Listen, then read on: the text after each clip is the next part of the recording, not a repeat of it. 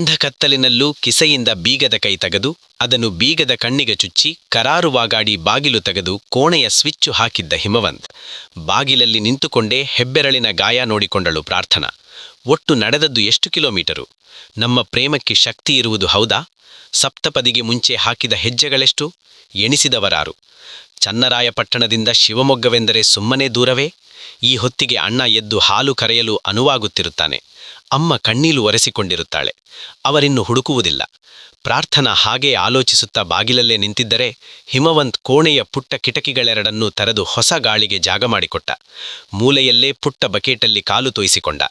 ಅವಸರವಸರವಾಗಿ pant ಬದಲಿಸಿ ಬಣ್ಣದೊಂದು ಲುಂಗಿಯುಟ್ಟುಕೊಂಡು ಕುಕ್ಕರಗಾಲಲ್ಲಿ ಕುಳಿತು ಸದ್ದಿಲ್ಲದೆ ಉರಿಯುವ ಸ್ಟೋ ಹಚ್ಚಿ ಅಲ್ಯೂಮಿನಿಯಂ ತಪ್ಪಲೆಯೊಂದರಲ್ಲಿ ನೀರು ಕಾಯಲು ಇಟ್ಟ. ಅದೇನೋ ಪ್ರಾರ್ಥನಾ ಬಾಗಿಲಲ್ಲಿ ನಿಂತವಳು ಒಂದು ಕ್ಷಣದ ಮಟ್ಟಿಗೆ ಗೊಂದಲಕ್ಕೆ ಬಿದ್ದವಳಂತೆ ನಿಂತಲ್ಲೇ ಹರಿದಾಡಿದಳು. ಭಾವೊಳಕ್ಕೆ, ಇವತ್ತಿನಿಂದ ಈ ಅಪರಾತ್ರಿಯ ನಿಮಿಷದಿಂದಲೇ ನಾವು ಹೊಸ ಬದುಕು ಕಟ್ಟಿಕೊಳ್ಳಬೇಕು ಪ್ರಾರ್ಥನಾ. ಇದೇ ಪುಟ್ಟ ಕೋಣೆಯಿಂದ. ಸ್ಟೋವಿನ ಮೇಲೆ ನೀರಿಟ್ಟು ಎದ್ದು ನಿಂತ ಹಿಮವಂತ್. ಯಾವ ದೇವತೆಗಳೂ ತಥಾಸ್ತು ಅಂದರೋ? ಎಡಗಾಲಿಟ್ಟು ಬಿಟ್ಟೇ ಅನ್ನುತ್ತೆ ಪ್ರಾರ್ಥನಾ.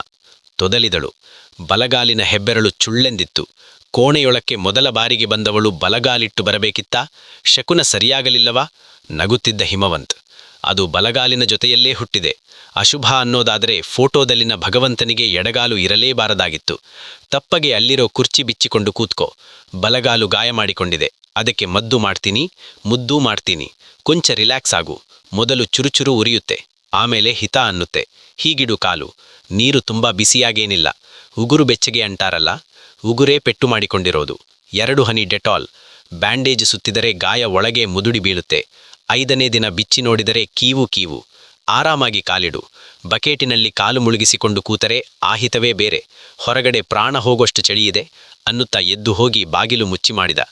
ಕಂಪೌಂಡಿನಾಚೆಗೆ ನಿಶ್ಚಲವಾಗಿ ಮರದಡಿಯ ಕತ್ತಲಲ್ಲಿ ಆತಂಕ ನಿಂತಿದ್ದ ರಸೂಲ್ ಜಮಾದಾರ್ ಕದಲಿದ್ದು ಕಾಣಿಸಿತು. ಆಮೇಲೆ ಕದಲಿದ್ದು ಅವನ ಹಳೇ ಸೈಕಲ್ಲು. ಕಡೆಗೆ ಕೇಳಿಸಿದ್ದು ಅವನೊಂದು ಸಮಾಧಾನದ ನಿಟ್ಟುಸಿ.